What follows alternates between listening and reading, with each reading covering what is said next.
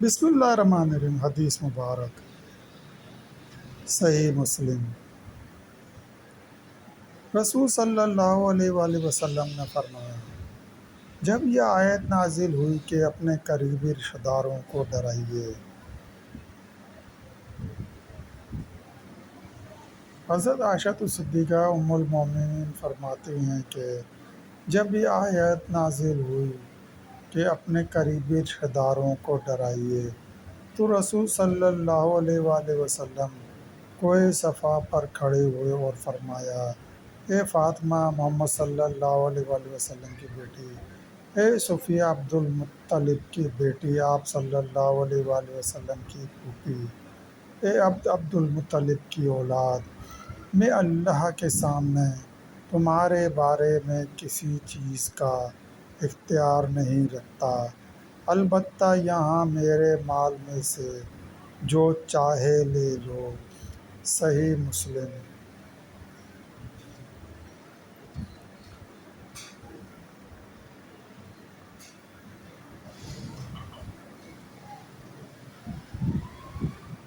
حضرت ابو ہریرہ رضی اللہ تعالیٰ عنہ فرماتے ہیں کہ رسول صلی اللہ علیہ وآلہ وسلم نے فرمایا کہ جس وقت یہ آیت کریمہ نازل ہوئی کہ اور اپنے رشتہ داروں کو ڈرائیے، تو آپ صلی اللہ علیہ وآلہ وسلم نے اپنے خاندان والوں کو مخاطب کر کے فرمایا، اے قریش کی جماعت، تم اپنی جانوں کو نیک اعمال کے بدلے میں اللہ سے خرید لو، میں اللہ کے سامنے تمہارے کسی کام نہیں آ سکتا، اے عباس بن عبد المطلب، میں اللہ کے سامنے تمہارے کسی کام نہیں آ سکتا، اے صفیہ رسول صلی اللہ علیہ وآلہ وسلم کی پھوپھی، اللہ کے سامنے میں تمہارے کسی کام نہیں آ سکتا، اے فاطمہ رضی اللہ تعالیٰ عنہ رسول صلی اللہ علیہ وآلہ وسلم کی بیٹی، مجھ سے جو چاہے لے لو،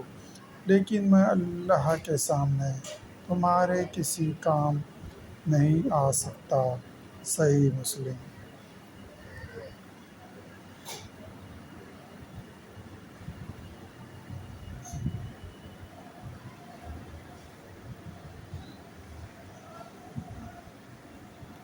حضرت ابن عباس رضی اللہ تعالیٰ عنہ فرماتے ہیں کہ جب یہ آیت کریمہ نازل ہوئی، ترجمہ، اپنے قریبی رشتہ داروں اور اپنی قوم کے مخلص لوگوں کو بھی ڈرائیے، تو رسول صلی اللہ علیہ وآلہ وسلم کوہ صفا پر چڑھے اور بلند آواز کے ساتھ فرمایا، ترجمہ، سنو، آگاہ ہو جاؤ۔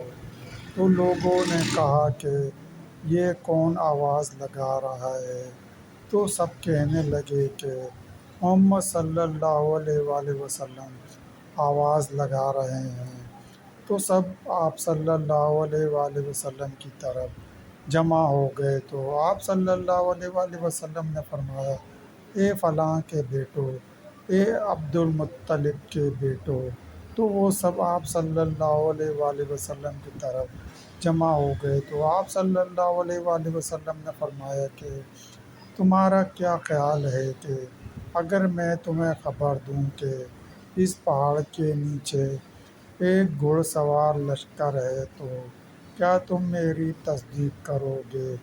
تو سب لوگوں نے کہا کہ ہم نے تو کبھی آپ صلی اللہ علیہ وآلہ وسلم کو جھوٹا نہیں پایا، تو آپ صلی اللہ علیہ وآلہ وسلم نے فرمایا کہ میں تمہیں بہت سخت عذاب، آخرت کے عذاب سے ڈرا رہا ہوں۔